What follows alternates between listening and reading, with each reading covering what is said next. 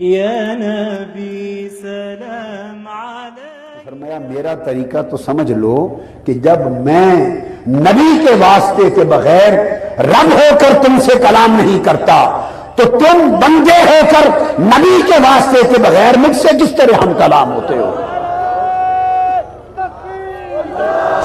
اور یہ نکتہ سمجھیں. ایک اگلی بات اس بات کا ایک نچوڑ بتا رہا ہوں. بھاری بات ہے, جملہ بھاری ہوگا, گھبرانا نہیں, سند کے ساتھ کہتا ہوں. ابھی ایک سے آگے چل رہا ہوں. اللہ پاک نے فرمایا کہ جب میں نبی سے کلام کرتا ہوں اور نبی کے ذریعے تم سے بات کرتا ہوں تو بولو نبی میرے اور تمہارے درمیان کیا ہوا. آپ میری بات سمجھے نا. فرمایا قل, میرے محبوب فرما دے, هو اللہ احد, کہ میں ایک ہوں. ان سے تو فرما دے کہ میں ایک ہوں. باری تعالیٰ تو خود کیوں نہیں بتا دیتا ان کو کہ میں ایک ہوں؟ تیرے بندے ہیں اور تیرے یکتا ہونے کی بات ہے, بندے بھی تیرے ہیں, تو ان کا خالق و مالک ہے. خود ہر ایک کو بتا دے کہ میں ایک ہوں. ہر کوئی سو کے اٹھے اور اس کے ذہن میں یہ شعور القاء ہو چکا ہو کہ اللہ ایک. اللہ اس پر قادر ہے یا نہیں؟ وہ ہے یا نہیں؟ قادر ہے. جس کو چاہے براہ راست ہدایت دے دے, قادر ہے یا نہیں؟ جس کو چاہے براہ راست اپنا حکم اور فرمان پہنچا دے, قادر ہے یا نہیں؟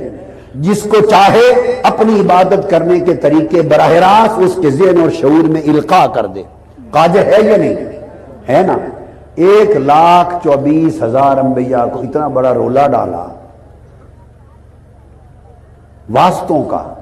کیا 1,24,000 انبیاء کو بھیجا.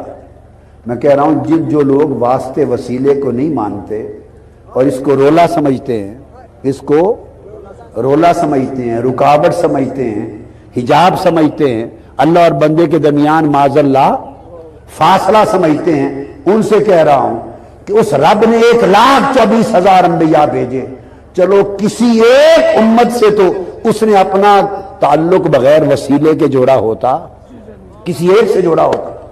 آدم علیہ السلام سے لے کر آج تک لاکھوں کروڑوں اربوں خربوں انسان گزرے, اس نے گوارا نہیں کیا کہ کسی ایک سے بھی اپنا تعلق جوڑے بغیر واسطہ اور وسیلہ کے. وہ رب ہو کر بندوں سے تعلق رکھتا ہے نبی کے وسیلے سے, درمیان میں وسیلہ نبی کا رکھتا ہے اور نبی کے ذریعے کلام کرتا ہے. تو فرمایا نادانو, تم کہتے ہو ہمیں نبی کے وسیلے کی ضرورت نہیں.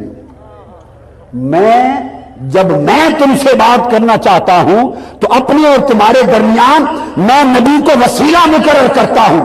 رب ہو کر وسیلہ بناتا ہے, تم بندے ہو کر وسیلہ نہیں بناتے. حالانکہ اللہ قادر مطلق ہے, وہ وسیلہ اور واسطہ بنانے کا محتاج نہیں ہے. یہ اس کی ضرورت نہیں ہے, یہ اس کی حاجت نہیں ہے, اس کی مجبوری نہیں ہے. وہ جس سے چاہے بلا واسطہ بلا وسیلہ کلام کر سکے, وہ قادر مطلق ہے. قادر مطلق ہو کر اس نے اپنی اور بندوں کے درمیان وسیلہ مقرر کرنا, اس کو اپنی سنت بنایا ہے, اس کو اپنی سنت بنایا ہے. رب نبی کا وسیلہ اپنی سنت بنائے ہم سے تعلق بنانے کے لیے, اور تم بندے ہو کر رب سے تعلق بنانے کے لیے نبی کا وسیلہ نکالو. اس کا مطلب ہے تم رب کی سنت کو چیلنج کر رہے ہو, رب سے بڑے طاقتور بننے کی کوشش کر رہے ہو کہ رب تو بغیر وسیلے سے تم سے بات نہیں کرتا اور تم نبی کے وسیلے کے بغیر رب سے بات کرنا چاہتے ہو. تو یہ اللہ کے منشا کے خلاف ہے. تو بات یہ معلوم ہوئی کہ ہمارا سب کچھ, ہمارا مدعا, ہمارا منتہا, ہمارا مطلوب اور ہمارا مقصود حضور کی ذات ہے صلی اللہ علیہ وسلم. آگے تو حضور نے جو بتا دیا وہی دین ہو گیا.